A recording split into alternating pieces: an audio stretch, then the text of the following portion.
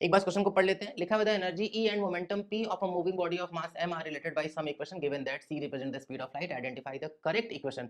बहुत ही fundamental question है। सबसे पहली बात, ये तो डुअल नेचर पढ़ाने के दौरान जब फोटॉन्स के बारे में बताया जाता है तो वहां पे बता दिया जाता है। कब हम बता भी दे रहे हैं ये बात।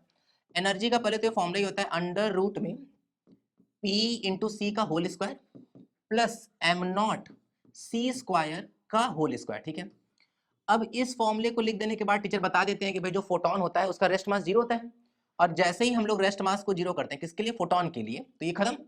पी इंटू सी का होल स्क्वायर रूट से बाहर जाएगा तो ई इज इक्वल टू क्या हो जाएगा, पी इंटू सी। फोटोन की एनर्जी का फॉर्मूला होता है H C by lambda, P into C लिखेंगे, सी सी कट जाएगा, तो मोमेंटम ऑफ द फोटोन जो आएगा वो कितना आ जाता है, एच बाई लैम्डा आ जाता है। तो यहाँ से मोमेंटम फोटोन निकाला जाता है। ठीक है, इसीलिए कई बार बताया जाता है कि कई बार ये बहुत आवश्यक है कि हम लोगों को ये भी पता रहे कि कोई चीज कहाँ से आ रहा है। कई बार बच्चा हम लोग से क्रॉस क्वेश्चन करता है कि सर आप लोग को जब फॉर्मूला ही बताना होता है तो आप लोग डेरिवेशन क्यों बता देते हैं, कुछ ऐसे प्रश्नों के लिए भाई। और इसीलिए बहुत इंपॉर्टेंस है कि जब क्लास में टीचर कुछ बता रहे हो तो ये बहुत अच्छा है कि हम लोग सब कुछ ध्यान से सुनते चलें। ये बहुत इंपॉर्टेंट है। बच्चों को लगता है कि सर लग रहा है ये इंपॉर्टेंट बात है कि मोमेंटम ऑफ फोटोन पेपर पूछा जाएगा, ये पूछ लिया गया, तो बहुत इंपॉर्टेंट बात है भाई। ठीक है ना, ये तो ध्यान रखना था।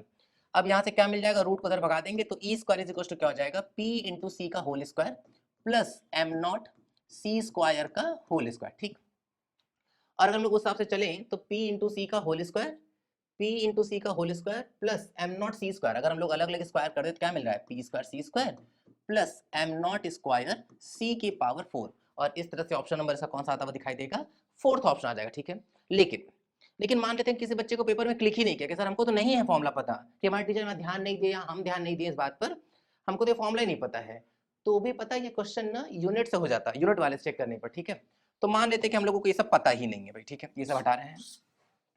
अब वन बाई वन चलते हैं, चेक करते हैं एक बार कि कौन सा फॉर्मूला सही है। ठीक, शुरुआत करते हैं। सबसे पहले इस पे देखते हैं, P क्या है भाई, P तो मोमेंटम है ना। मोमेंटम का यूनिट क्या होता है, केजी मीटर पर सेकंड।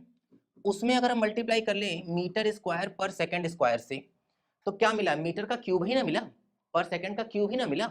लेकिन एनर्जी पर हम ध्यान दें, काइनेटिक एनर्जी से सोचते हैं तो क्या होता है, केजी मीटर पर सेकंड, और क्या एम वी स्क्वायर, इसका स्क्वायर होता है ना, तो उस साइड क्या किया, उसका भी स्क्वायर किया। तो हम लोगों को यूनिट क्या चाहिए, हम लोग को चाहिए केजी स्क्वायर मीटर की पावर 4 और पर सेकंड की पावर 4, ये चाहिए था।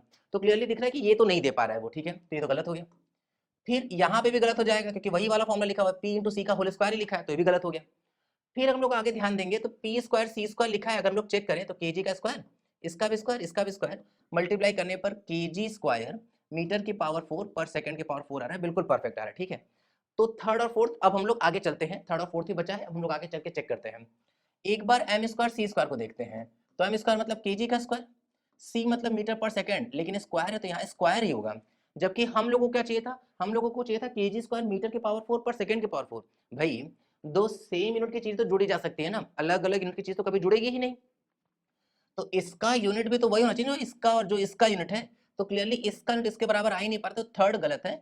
और चूंकि तीनों गलत है तो केवल फोर्थ सही है, और हम लोग चेक भी कर सकते हैं। क्या लिख सकते हैं यहाँ पे भाई, एम का स्क्वायर है तो केजी स्क्वायर मीटर पर सेकंड, लेकिन पावर 4 है तो यहाँ पे भी पावर 4, यहाँ पे भी पावर 4, बिल्कुल परफेक्ट बैठा है। ठीक है, तो यूनिट से भी किया जा सकता था क्वेश्चन को, और हम तो कहेंगे पेपर में कि तुमको ये वाला तरीका पता होना चाहिए, क्योंकि जरूरी थोड़ी कि यही अगले पेपर से पूछा जाए। लेकिन हाँ, इस तरह के प्रश्न आने के चांसेस बहुत रहते हैं, यूनिट से करने का फायदा है भाई। ठीक है ना, तो बहुत इंपॉर्टेंट